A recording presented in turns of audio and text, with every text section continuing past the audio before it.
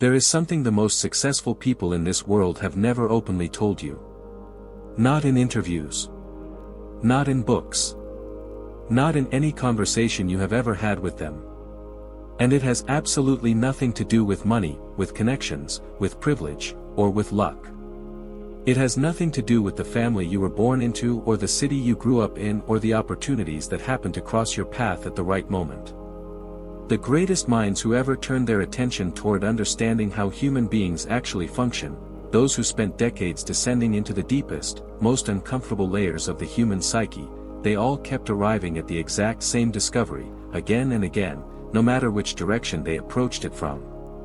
The people living the lives you quietly dream about when nobody is watching, the ones with the confidence you admire, the ones with the peace you crave, the ones building things that actually matter, they have all mastered one single thing above everything else.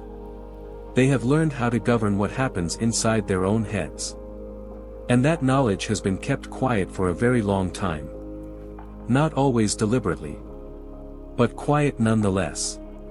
Because the truth is uncomfortable. The truth is that the real distance between you and the life you want has nothing to do with your circumstances. It has nothing to do with what was done to you or what was taken from you or what you never had to begin with.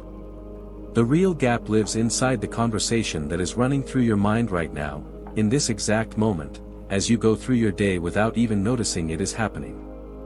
While you are mentally punishing yourself for something you said 3 years ago, while you are replaying old failures on a loop that never seems to reach its end, while you are rehearsing every possible way tomorrow could go wrong, the people you most admire are using that exact same mental space, that identical inner territory, to plan their next move.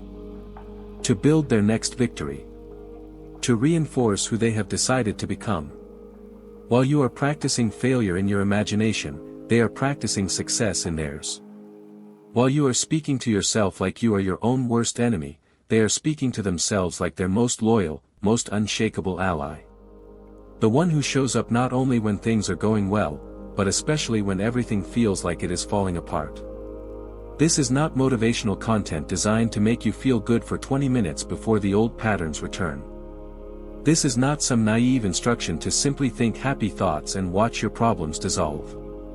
This is the actual underlying mechanism through which your life is being constructed right now, whether you are conscious of it or not, whether you believe it or not, whether you are ready to accept it or not.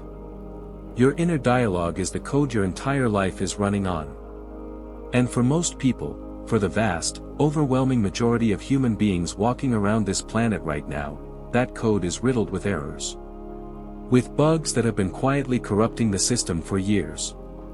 Patterns of thinking that were installed during childhood, during difficult relationships, during moments of failure and humiliation that left marks you never fully processed. Programs running on autopilot that made sense once, in the environment where they were first created, but are now actively working against everything you are trying to build. The people who are genuinely thriving, not just performing wellness on the outside while quietly suffering on the inside, but truly living with energy and purpose and direction, they figured out how to identify that corrupted code and rewrite it. They understood something that most people spend their entire lives never grasping. Your thoughts are not simply a reflection of your reality. They are actively, continuously, relentlessly shaping it. Every single day. Every single hour. With every single thought that passes through your mind and goes unexamined. While they use this understanding to construct lives worth living and work worth doing and relationships worth having, most people have been using this same power, completely unconsciously, to manufacture their own limitations. To confirm their own worst beliefs about themselves. To prove, over and over again, that they were right not to try. But that pattern ends today. Because right now I am going to walk you through the exact same framework. Not a watered-down version of it.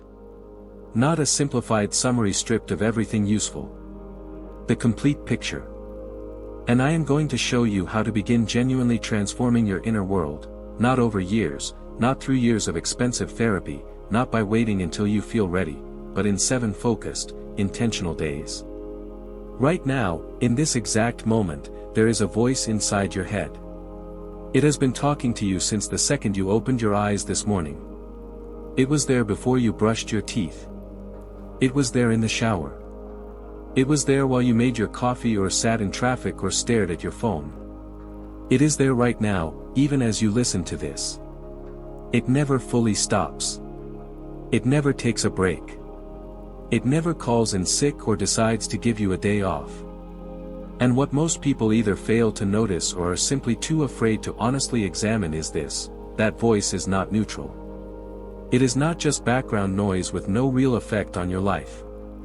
That inner conversation is quietly, steadily, moment by moment building your entire lived experience around you, like a construction crew that never clocks out, building whatever the blueprint tells them to build, without ever questioning whether the blueprint was drawn by someone who actually wanted the best for you. Research into human cognition tells us that somewhere around 60,000 thoughts move through the average person's mind every single day. And the vast majority of those people, if you watch them closely, if you listen to the conversations they have with themselves, are spending somewhere close to 90% of those thoughts simply replaying yesterday. The same anxieties in a slightly different costume. The same self-doubt with a new story attached to it. The same internal narrative about who they are, what they deserve, and how the world works, recycled and repeated with extraordinary efficiency until it feels not like a story they are telling themselves but like an objective fact about reality. They wake up and the mind immediately loads the same program it ran yesterday. The same fears. The same complaints. The same gentle but relentless reminders of every way they have fallen short. It plays like a record that has been spinning so long nobody even hears it anymore. It has just become the ambient sound of their inner life, so familiar, so constant, that questioning it would feel like questioning the ground beneath their feet. But here is the question that changes everything. What if you could completely replace that record? What if, in just 7 days of genuine, consistent, intentional practice, you could begin installing a completely new soundtrack, one that actually moves you in the direction you want to go? What if you could learn to speak to yourself the way the most grounded, most accomplished, most genuinely fulfilled people on earth speak to themselves, with conviction, with clarity, with the kind of quiet certainty that does not need to announce itself because it is simply the natural frequency of how they operate? What if you could begin directing those 60,000 daily thoughts, not all of them, not perfectly, but enough of them, toward building the life you actually want, thread by deliberate thread, conversation by conscious conversation? Your current reality, as uncomfortable as this may be to hear, is a near-perfect mirror of how you have been speaking to yourself up until this point. Not a mirror of your potential. Not a mirror of what you deserve in some cosmic sense. A mirror of the story you have been telling yourself, consistently and repeatedly, about who you are and what is possible for someone like you. If financial pressure has been a constant presence in your life, sit quietly for a moment and listen honestly to what you tell yourself about money. Listen to the words you use. Listen to the assumptions buried underneath them. If relationships keep following the same painful patterns no matter how hard you try to make them different, pay genuine attention to the internal narrative you carry about love, about connection, about whether you are the kind of person who gets to be chosen and cherished and stayed for. The outer world is not punishing you. It is not rewarding someone else while ignoring you out of some arbitrary preference. It is responding to a signal you are broadcasting, a signal generated, moment by moment, by the conversation you are having with yourself below the surface of your conscious awareness. Most people are living in a relationship with themselves that, if it were an external relationship, they would immediately recognize as toxic. The words they direct inward, the accusations, the contempt, the dismissals, the quiet cruelty, these are things they would never consider saying to a person they loved. They would never look a close friend in the eyes during a difficult moment and say the things they say to themselves without hesitation during a difficult moment. And yet they do it to themselves not once, not twice, but dozens of times a day, with a consistency and a brutality that has become so normalized it no longer even registers as harm. But the moment that conversation shifts, genuinely shifts, not just on the surface but in the actual texture of how you speak to yourself when nobody is listening, everything around it begins to move. The people who understand this and who have committed to practicing it consistently describe the experience not as becoming someone different, but as finally becoming someone real. Like a fog lifting. Like a weight being set down that they had been carrying so long they had stopped noticing how heavy it was. The real awakening is simply this: you have been programming yourself through your inner dialogue every single day of your life. You were just doing it on autopilot, without awareness, without intention, without any real understanding of what you were building or where it was taking you. Now, starting today, you are going to learn how to do it deliberately. Think about the most confident, most genuinely accomplished person you know personally. Not a celebrity. Not a public figure performing success for an audience. Someone real, someone you have actually spent time with, someone whose life you have watched up close. Now ask yourself honestly, do you think that person wakes up every morning and immediately begins cataloging everything that could fail? Do you think they spend their mental energy rehearsing embarrassment, anticipating rejection, reminding themselves of every time they fell short of who they wanted to be? Of course not. They have learned, through experience or through discipline or through some combination of the two, to use their internal voice as an instrument rather than as a weapon. Not as a tool of self-destruction, but as a tool for creation. For direction. For momentum. Not one of us was ever formally taught how to talk to ourselves. Schools gave us mathematics and literature and history. Parents gave us their patterns, which were borrowed from their parents, who borrowed them from theirs.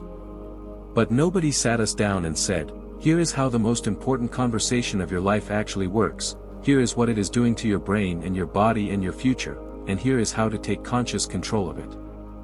So by default, we absorbed what was around us. We soaked up the anxiety of worried parents who thought they were being responsible. We internalized the criticism of teachers who thought they were being rigorous. We were shaped by a culture that somewhere along the way decided that self-criticism was the same as self-awareness, that beating yourself up was the same as holding yourself to a high standard, that suffering through your own internal punishment somehow made you more deserving of eventual success. None of that is true. And somewhere deep inside, you have probably always suspected it. Here is the actual architecture of how this works. Your thoughts generate your emotional state.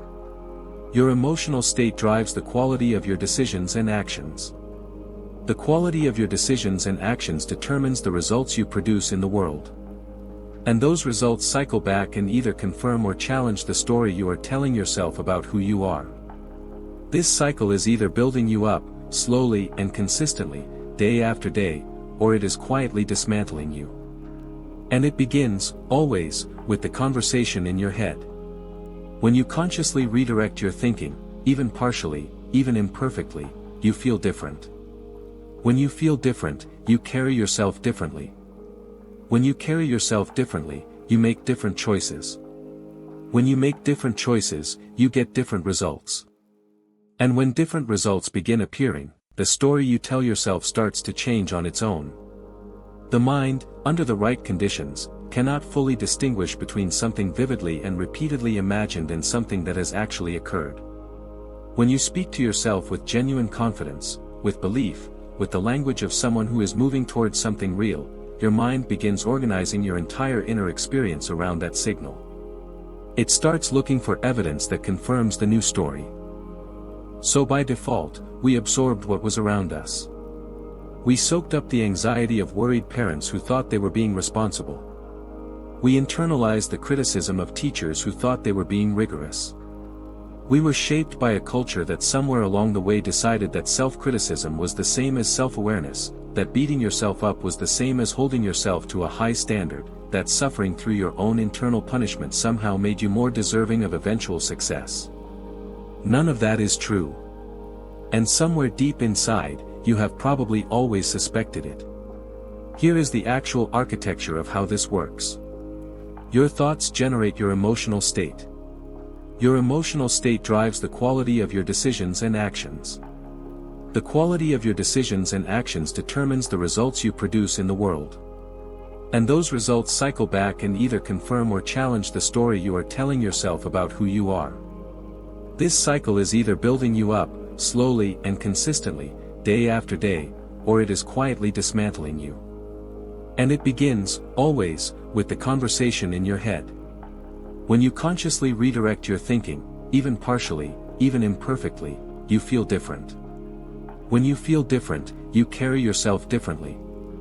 When you carry yourself differently, you make different choices. When you make different choices, you get different results. And when different results begin appearing, the story you tell yourself starts to change on its own.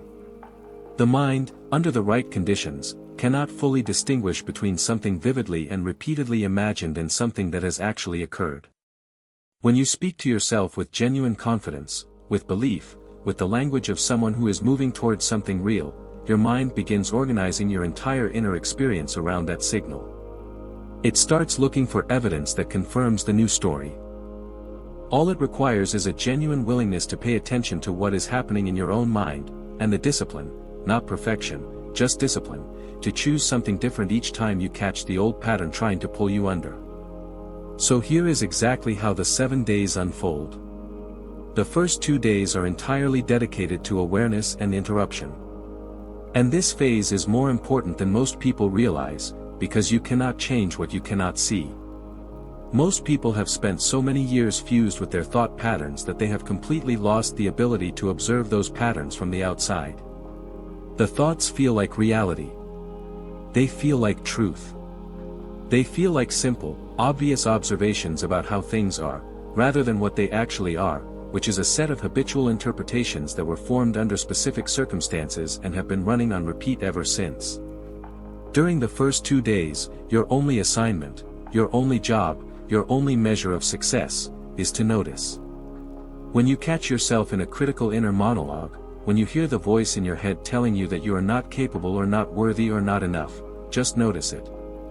Do not try to force it away. Do not judge yourself for having it. Do not spiral into frustration about the fact that this has been happening without your awareness for years. Simply observe. Approach your own mind the way a scientist approaches an interesting and unfamiliar phenomenon, with genuine curiosity rather than immediate judgment. How many times in a single day does the negative pattern appear? What specific situations seem to activate it most reliably? What are the exact phrases your mind tends to reach for? Are there particular times of day, first thing in the morning, late at night, during certain types of interactions, when the inner critic speaks loudest? When you catch one of these moments, use what I call the deliberate pause. Stop. Take one slow, full breath. Then say, either out loud if you are alone or silently inside your mind, a single word, stop. Or cancel. Or delete. Something that signals to your nervous system that you are actively interrupting the pattern rather than passively allowing it to run its full course. Then consciously reach for a different thought. Not a wildly optimistic leap that feels hollow and disconnected from reality. Just something more honest, more kind, more genuinely useful to where you are trying to go. If your mind produces, I always ruin everything, shift it to, I learn something real and useful from every experience, including the difficult ones. If it says, I cannot handle what is in front of me, move to, I am finding my way through this, one step at a time, exactly as I have found my way through difficult things before. If it tells you, I am not smart enough or talented enough or experienced enough for this, choose, I am someone who keeps learning, keeps adapting, and keeps finding a way forward regardless of what I currently do not know. The goal here is not the elimination of every negative or uncomfortable thought. That is not only impossible, it is actually not what you want. Discomfort has real information in it. Difficulty has real teaching in it. The goal is simply to stop allowing the automatic, habitual, unexamined thought patterns to run your life without your consent. Every single time you catch yourself and consciously redirect, even slightly, even imperfectly, you are doing the work. You are building the muscle. You are beginning the process of rewiring something that has been wired the wrong way for a very long time. Days 3 and 4 carry you into the next level of the practice. These are the days of genuine transformation and deliberate redirection. By now you have been catching patterns and interrupting them. You have been observing your own inner architecture with a new quality of attention. Now it is time to begin consciously installing something new in the space where the old patterns used to live unchallenged. Here is where you begin speaking to yourself the way you would speak to someone you love without condition.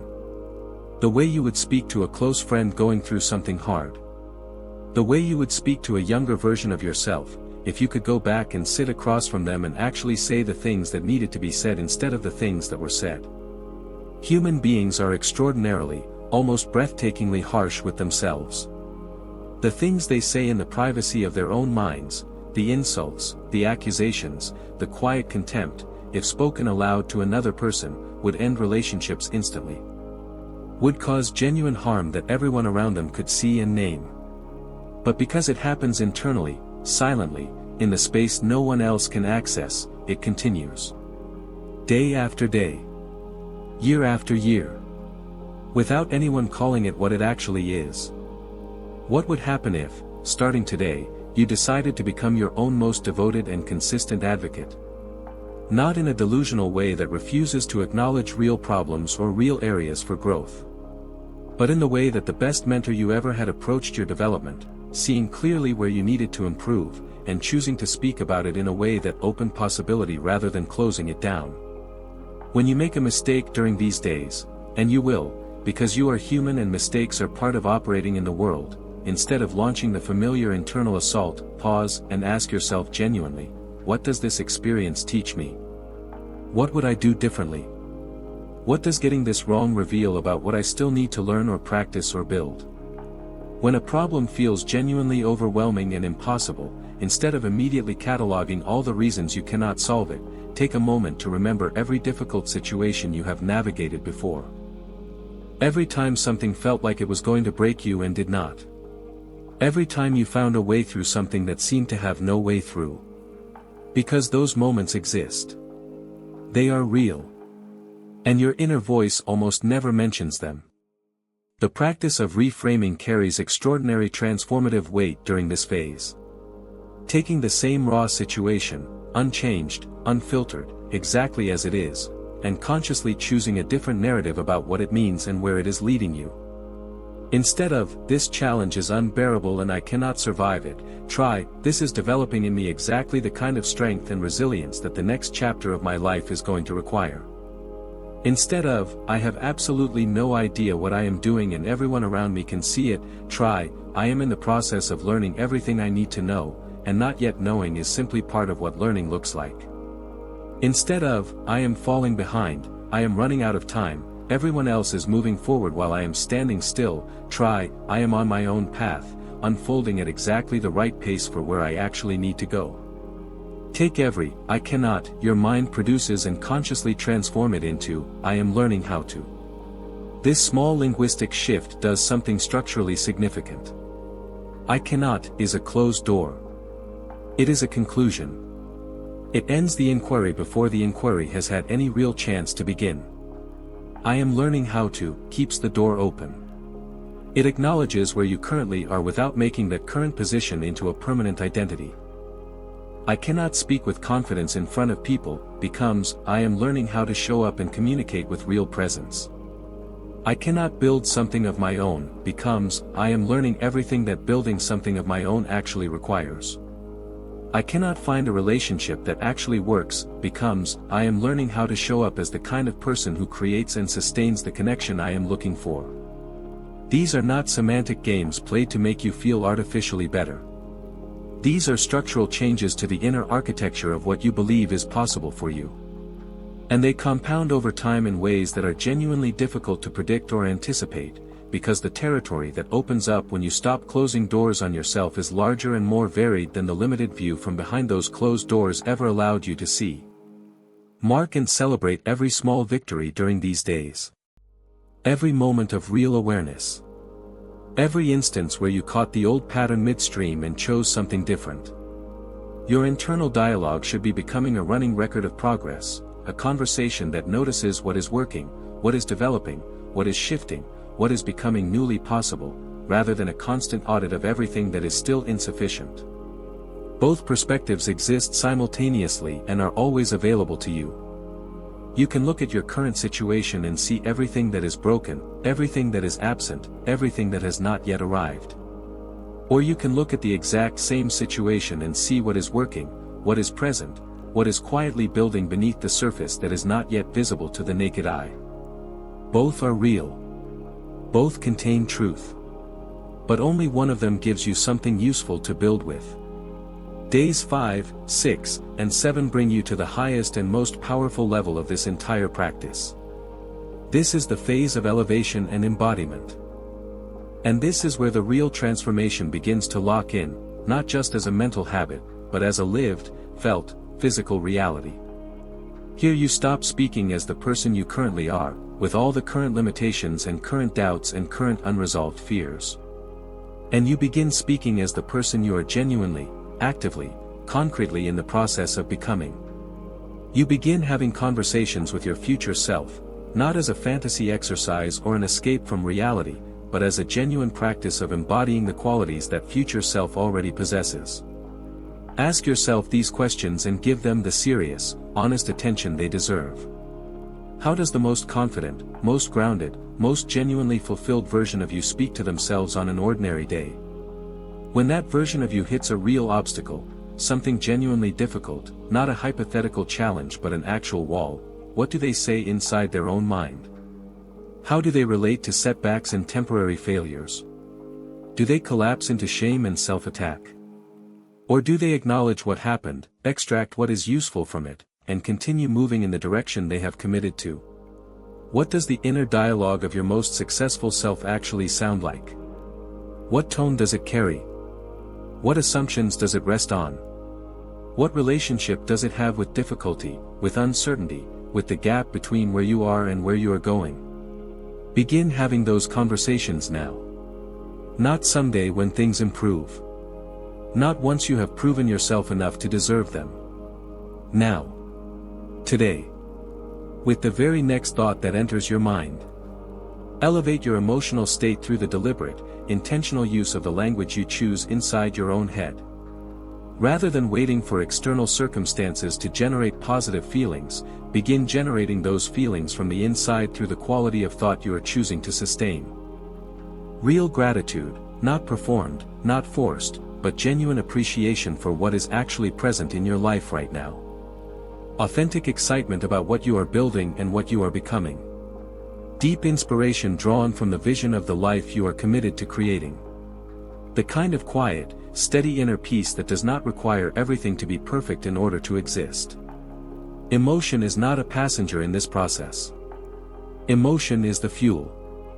When elevated, intentional thinking is combined with the genuine emotional state it naturally generates, something shifts in how you operate in the world, in how you are perceived, in what you attract, in what you create, in ways that can feel almost impossible to explain through conventional logic. Speak to yourself with deep gratitude about what is already here. Instead of dwelling on absence, on lack, on everything you are still waiting for, direct your inner conversation toward what you already have, what you have already built, how far you have already traveled from where you once were. Both things are real. The lack is real. And the presence is real. But one of them generates the emotional state from which your best work and your best decisions emerge. And the other one does not. Speak about your future as though it is actively, presently unfolding. Not as a lie you are rehearsing. Not as a performance for an audience. But as a genuine alignment between your inner conversation and the honest direction your life is moving in when you are operating from your best, most intentional self. And now let me tell you what begins happening in your body as this practice deepens, because this is one of the most overlooked dimensions of the entire conversation. When you stop assaulting yourself internally on a near constant basis, your stress response, which your mind and body cannot distinguish from an actual external threat, begins to quiet. Stress hormones that have been chronically elevated begin to normalize. Your immune system, which is directly suppressed by sustained psychological stress, begins to recover its natural function. Your energy, which has been burning continuously just to manage the internal conflict generated by negative self-talk, begins to become available for actual living and actual creating and actual forward movement. You sleep more deeply. You wake more completely restored. You may begin noticing that you are dreaming differently, that the quality and tone of what your mind processes during sleep has shifted in a way that feels lighter, more constructive, more oriented toward possibility. You may start waking with solutions already forming, with insights that were not there when you went to sleep, because the part of your mind that generates creative solutions is no longer consumed with managing a crisis of your own making. Your relationships begin transforming in ways that will likely surprise you. When you stop relentlessly attacking yourself on the inside, you stop needing to defend yourself so vigilantly on the outside. You become more open in difficult conversations because you are no longer filtering everything through a lens of self-judgment that cannot afford to let any additional criticism land. You become more genuinely patient with the people around you because you have begun extending something like patience to yourself, and the two turn out to be inseparable. People around you begin sensing something different. They may not be able to name what has changed. They may not have the vocabulary for it. But they feel it. You carry yourself differently. You speak differently. You listen differently. You are present in a way that was not available to you when the majority of your attention was consumed by the war happening inside your own head. You begin attracting people and circumstances of a genuinely different quality because you are broadcasting a fundamentally different signal. You are operating from a different inner frequency. And the world, not through mysticism, but through the very real mechanics of how human beings perceive and respond to each other, begins meeting you there. Now let me be completely honest with you about what lies ahead, because this conversation would be incomplete without it. The old patterns will resist this change. They will push back with more force than you expect. These habits have been in place for years, possibly for decades. They have been shaped by formative experiences, by words said in moments of stress, by environments that were never designed to help you thrive. They do not dissolve quietly or without a struggle. You will forget to practice. Guaranteed. You will slide back into familiar thought loops. You may even feel temporarily worse as you become more aware of just how constant and how harsh your inner conversation has actually been, because awareness, before it is liberation, is often first a kind of grief. This is all completely normal. It is, in fact, a clear sign that something real is changing beneath the surface. Your rational mind may push back. It may insist that something this direct and this accessible cannot possibly produce real results. It has been trained by a culture that believes meaningful transformation must be complicated and expensive and slow. People around you may not understand what you are doing. They may be confused by the shifts they notice in you. They may, in some cases, actively try to pull you back toward the familiar version of yourself they have always known, not out of malice but out of the deep human discomfort that other people's genuine change tends to generate. Stay committed regardless of any of that. And when you forget, which you will, simply begin again. Without drama. Without self-punishment. Without making the moment of forgetting into evidence that you are incapable of change. Every single moment you remember, every single moment you return to the practice, you are doing the work. The inconsistency is not failure. The return is the practice. Showing up again after you have drifted is literally the exercise you are here to strengthen. Be genuinely compassionate with yourself throughout this process. Not soft. Not indulgent. Compassionate. There is a real difference. Compassion does not excuse poor choices or avoid honest assessment. Compassion simply refuses to add cruelty to difficulty. It refuses to pile internal punishment on top of external challenge. If you find yourself criticizing yourself for being self-critical, you have simply added another layer of the exact thing you are trying to dissolve. Instead, appreciate every moment of awareness. Celebrate every choice, however small, however imperfect, to think differently. These are not small things. These are the building blocks of genuine, lasting change. Use the first minutes of your morning and the last minutes of your night with full, conscious intention. In those transitional states, in the softness of waking, in the quietness before sleep, your mind is more open, more receptive, more impressionable than at almost any other point in your day. Whatever you feed it during those windows goes in deep. Make sure what you are feeding it is what you actually want to be growing. Build your own personal language for this practice. The phrases that genuinely move you, that connect to your specific situation, your specific goals, the specific version of yourself you are building toward. Borrowed language that feels hollow will produce hollow results. The right inner dialogue speaks in your own voice, about your own reality, in the direction of your own genuine commitment. And understand clearly that the goal is not to complete 7 days and return to automatic living. 7 days is not the destination. 7 days is the ignition. The goal is to make conscious, deliberate, intentional inner dialogue as natural and effortless as breathing. The goal is for this to become not a practice you remember to do but simply the way you move through the world, the water you swim in, the air you breathe, the ground you stand on.